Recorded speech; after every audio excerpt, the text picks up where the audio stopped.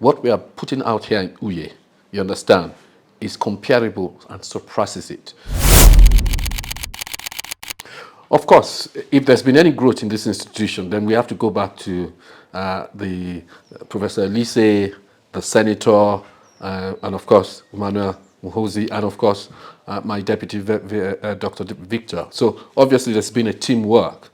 But what is quite obvious is that when I came in December, the population, a recorded population of this university was 2,445.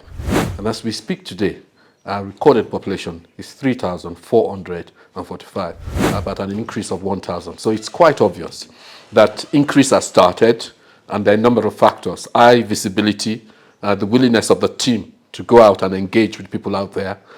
We're not there yet by any stretch of imagination, because we have the facilities, the best around this area, the best in the country. And so yes, it is, you may indicate as a first fruit, but it's only a very little beginning. I think there's more to expect over the next 1.5 years as far as this university is concerned. The name change also signals, you understand, to the world and beyond that we are not just an institute, we are a university, an exceptional university, and we are the PUR. Well, one of the things we're already doing intentionally is to ensure that we have first-class buildings in terms of our accommodation. I've schooled abroad most of my life, where I was born in England. The schooling was abroad. I've seen the accommodation there. What we are putting out here in Uye, understand, is comparable and surpasses it. And of course, if we have world-class accommodation facilities, then we don't want to restrict it to the Great Lakes region. We don't want to restrict it just to Nigerians. We want it to be an international hub. In other words, we welcome international students. They come here, you understand, so that when people come here, they don't just get the experience of a first-class education, first-class interaction, and of course, what it then means is that this will be the place to be for researchers, for practitioners, and even for the government to come and see the experiment that we are initiating here. So I think that's what I mean by hub. But it's also in line with the government's agenda. So we are actually lining up with the government's agenda, where the government wants to bring, the international, the world to Rwanda. And it's one way of bringing in foreign exchange, of enhancing the economy, and of course, placing Rwanda globally. So what it tells me is that the Protestant University of Rwanda is not just the place to be. It's not that the fact that it's exceptional, but also that it's more than that. It is becoming an increasing center for attracting foreign exchange to this country, foreign students to this country, and of course the best and the brightest of Rwandese students to this country. Now, I think the first thing we are thinking of, and we've discussed it in a recent workshop that I attended on behalf of PUR, is that we want the model, peace building, or peace and development, to be a university-wide model.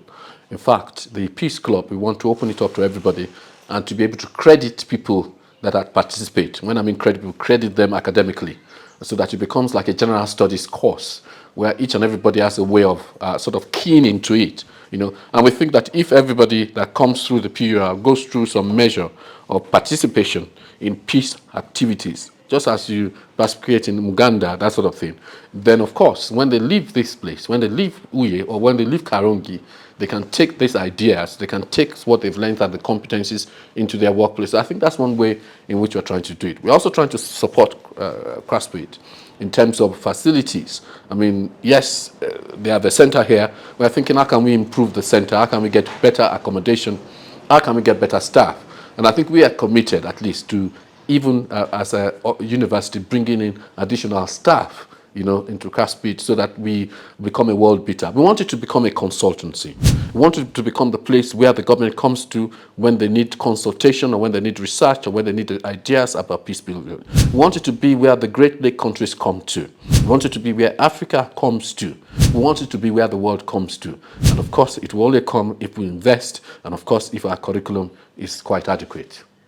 And I think we engage the community, not just because the government wants us to. It's the agenda of the government, but it's also our agenda. Because we can only be great, we can only say we are PUR, you understand, when the community is with us. If the community is not with us, then we become an isolated ivory tower. and there's no connection between us and the village. It used to be say town and the gown. In our case, we are surrounded more by villages, so engagement between the ivory tower and of course the villages. And of course, from a practical point of view, we learn from them, but also it improves our curriculum because we go out into the community and we come back in. We are determined, we had a program for tree planting, we are determined to continue with that so that we can continue to be relevant to the community. We are determined to continue to sponsor, there's a family building that we built, and then we'll make sure that that building is maintained somewhere in the village. We are determined to continue with that because it's part of our contribution and it's part of what makes us exceptional.